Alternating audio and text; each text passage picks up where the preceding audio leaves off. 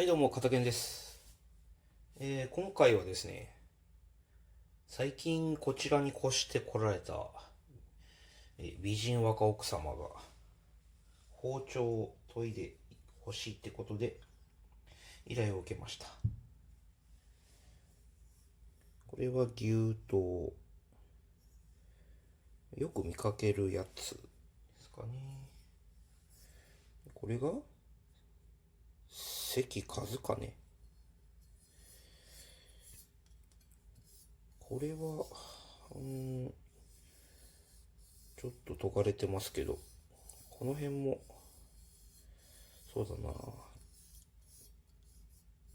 徐々に薄くなっているタイプなので、ちょっと切り刃付近も研いで、刃先研いでいきましょう。で、これがグローバルイストかな。小出刃ですね。かっちょええ。旦那さんが最近魚をもらうのでって言って買ったみたいなんですけど、ちょっとご自分で、この傷は荒戸かな。荒戸で研いでますね。で、グローバル、どうなんだろう。あんまり裏押しないのかな。やっぱでもちょっとへこんでるかな。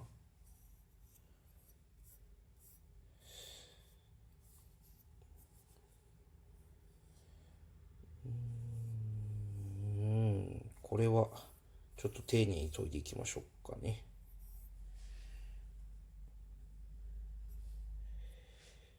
ちなみに、軽く、ほんと軽く、裏にコバみたいなのが見えますが、これ元からついてるやつではないのだろうな、多分。まだ、取り返しはつく。まだ大丈夫。